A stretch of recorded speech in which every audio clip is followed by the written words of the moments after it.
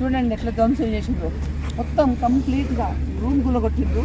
గోడలన్నీ JCB తోటి గోడలన్నీ తీసేసిండ్రు. Gate ముందు CCTV కెమెరాలు, అక్కడ సీసీటీవీ కెమెరాలు కట్ చేసిండ్రు. మొత్తం కొత్తగా చెట్లు, ఫాక్స్ స్టైల్ చెట్లు కొత్తగా మొత్తం అక్కడి నుంచి ఇక్కడ పెట్టుకున్నాం. వాటిని అన్నింటినీ నరికేసిందండి. అసలు ఇంత ఘోరంగా అసలు ఇది ఎవరన్నా చూడండి. ఇది ఓనర్స్కి ఈ రకంగా ఉంటే ఈ ప్రపంచంలో ఇట్లా జరిగితే అసలు ఓనర్స్కి సెక్యూరిటీ ఎక్కడదండి? 26 ఏళ్ళ నుంచి మేము ఈ పొజిషన్లో ఉన్నోళ్ళనే ఇంత ధ్వంసం చేసి అగాధంగా ఒక దొంగతనంగా ఆక్రమించుకోవడానికి గుండాలను తీసుకొని వచ్చిండ్రు ఇక్కడికి.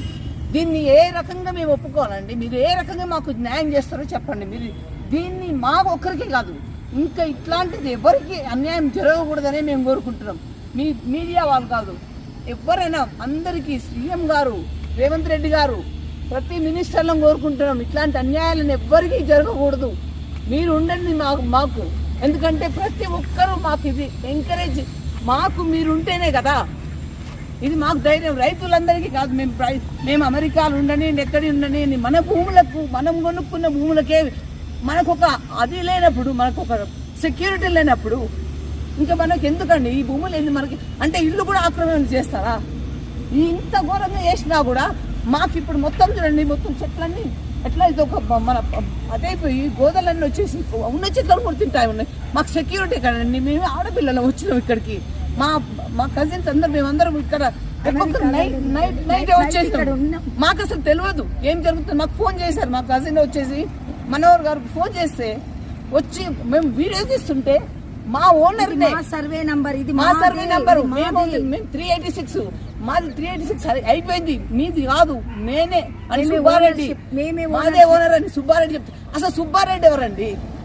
అసలు వారి ముఖము తెలియదు, ఏం తెలియదు. నగేష్ గారు మా ఓనరే చెప్పారు. మా ఓనర్ వచ్చి అక్కడి నుంచి అండి 386 లేదండి, భయభ్రాంతులు లేదు, డైరెక్ట్ అటాక్. ఇట్లా ఇది సర్వే నంబర్, ఇది మాదే సర్వే. మేము పొంగినేటి శ్రీనివాసరెడ్డి గారిని ఎందుకు రెవెన్యూ డిపార్ట్మెంట్ కాబట్టి మేము వారికి దయచేసి విన్నపం చేసుకుంటున్నాం. రేవంత్ రెడ్డి గారు దయచేసి, ఎందుకంటే ఇటువంటి అగాధం ఇంకెవరికి జరగొద్దండి. ఇది మేము కష్టపడి కొనుక్కున్న మా కజిన్స్ అందరు అమెరికాలు ఉంటే మేము ఏదో చిన్నగా వెనుకట ఎప్పుడో మా తండ్రులు కొనుక్కొని ఉన్న భూమి అండి ఇది. వారు 75 ఏళ్ళు సీనియర్ సిటిజన్స్. మా మదర్ కూడా సీనియర్ సిటిజన్, మా మామయ్య సీనియర్ సిటిజన్. తనకి 2 ఆపరేషన్లు, నీ సర్జరీ అయ్యి తను రాలేని పరిస్థితిలో అసలు ఆడపిల్లలు కష్టపడుతున్నారని ఒక సైడ్ కోడలు, ఒక సైడ్ బిడ్డ ఇంత బాధపడుతున్నారు. వాళ్ళని బాధ పెడుతున్నాను.